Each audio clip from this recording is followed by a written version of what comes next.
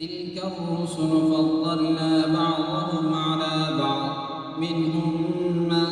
كلم الله ورفع بعضهم درجات وآتينا عيسى ابن مريم البينات وأيدناه بروح القدس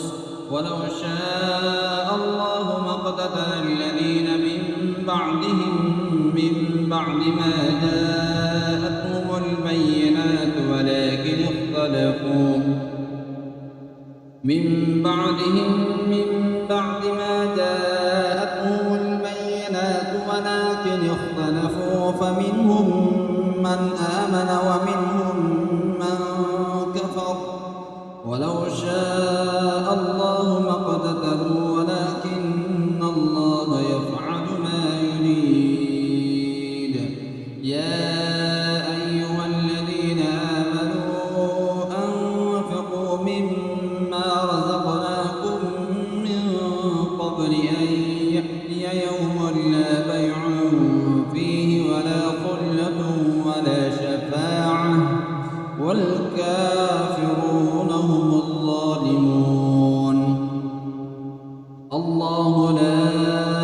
إله إلا هو الحي القيوم لا تأخذه سنة ولا نوم له ما في السماوات وما في الأرض من ذا الذي يشفع عنده إلا بإذنه يعلم ما بين أيديهم وما خلفهم ولا يحيطون بشيء من علمه إلا بما شاء وسع كرسيه السماوات والأرض ولا يؤوده حفظهما وهو العلي العظيم. لا إكراه في الدين قد تبين الرشد من الغي فمن يكفر بالطاغوت ويؤمن بالله فقد استمسك بالعروة الوثقى لا انفصام لها والله سميع عليم. الله ولي الذين آمنوا يخرجهم من الظلمات إلى النور والذين كفروا أولياؤهم الطاغوت يخرجونهم من النور إلى الظلمات أولئك أصحاب النار هم فيها خالدون. ألم تر إلى الذي حاج إبراهيم في ربه أن آتاه الله الملك إذ قال إبراهيم ربي الذي يحيي ويميت قال أنا أحيي وأميت قال إبراهيم فإن الله يأتي بالشمس من المشرق فأت بها من المغرب فبهت الذي كفر والله لا يهدي القوم الظالمين. أو كالذي مر على قرية وهي خاوية على عروشها قال أنى يحيي هذه الله بعد موتها فأماته الله 100 عام ثم بعثه قال كم لبثت قال لبثت يوما أو بعض يوم قال بل لبثت 100 عام فانظر إلى طعامك وشرابك لم يتسنه وانظر إلى حمارك ولنجعلك آية للناس وانظر إلى العظام كيف ننشزها ثم نكسوها لحما فلما تبين له قال أعلم أن الله على كل شيء قدير. وإذ قال إبراهيم رب أرني كيف تحيي الموتى قال أولم تؤمن قال بلى ولكن ليطمئن قلبي قال فخذ 4 من الطير فصرهن إليك ثم اجعل على كل جبل منهن جزءا ثم ادعهن يأتينك سعيا واعلم أن الله عزيز حكيم. مثل الذين ينفقون أموالهم في سبيل الله كمثل حبة أنبتت 7 سنابل في كل سنبلة 100 حبة والله يضاعف لمن يشاء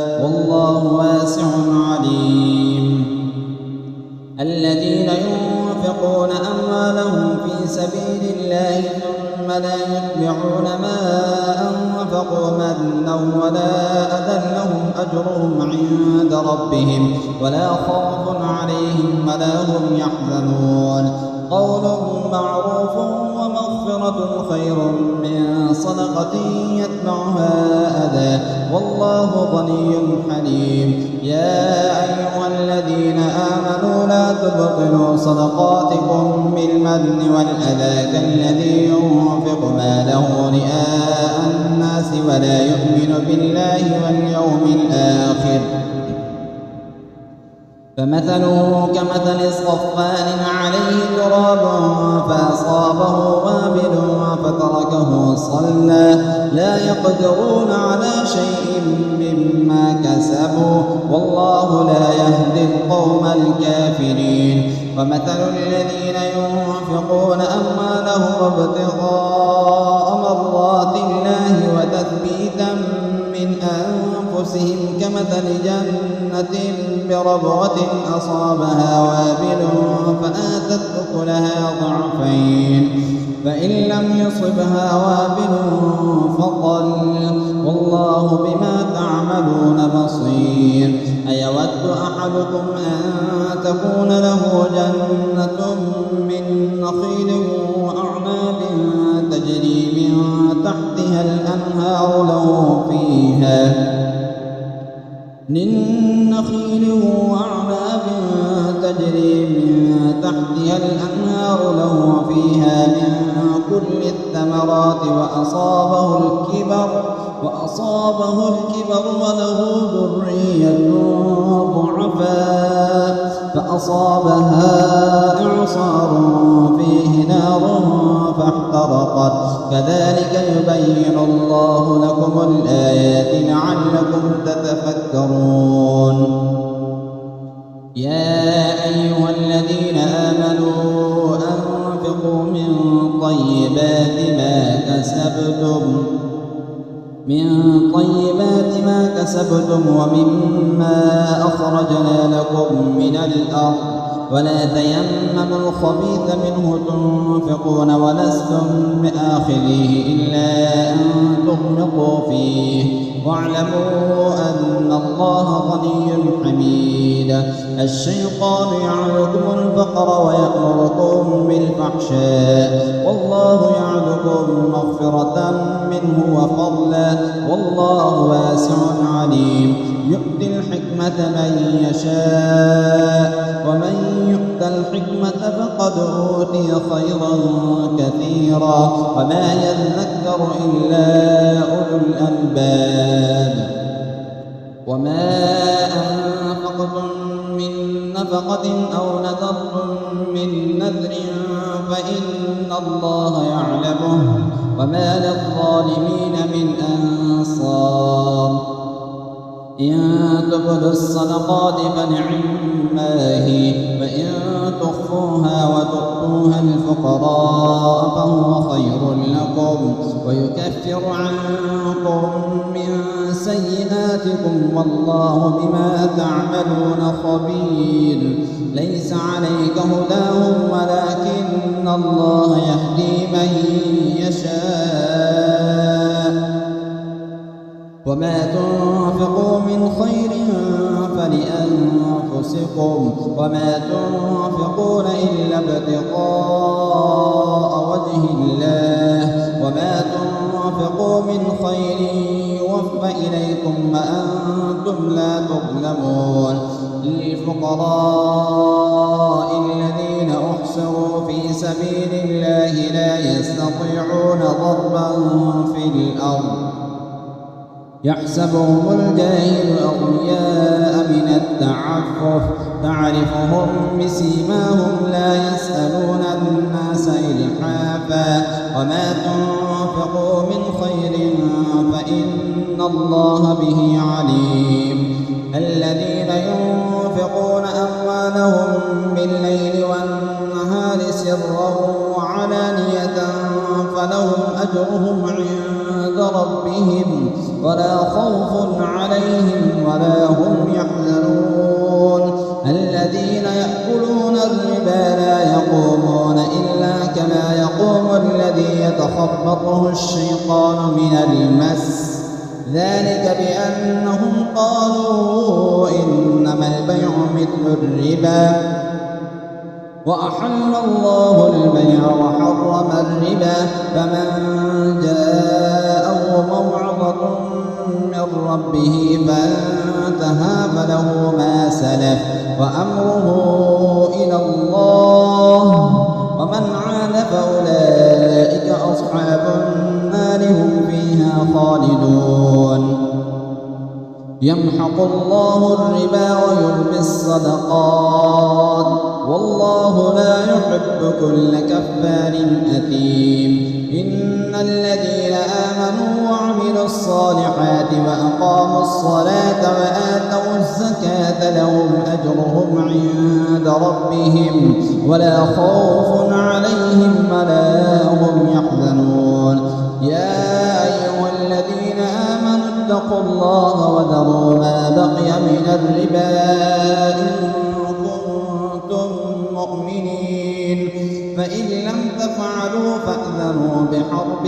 من الله ورسوله وإن تبتم فلكم رؤوس أموالكم لا تظلمون ولا تظلمون وإن كان ذو عسرة فنظرة إلى ميسرة وأن تصدقوا خير لكم إن كنتم تعلمون واتقوا يوما ترجعون فيه إلى الله ثم توفى كل نفس ما كسبت وهم لا يظلمون يا أيها الذين آمنوا إذا تداينتم بدين إلى أجل مسمى فاكتبوه وليكتب بينكم كاتب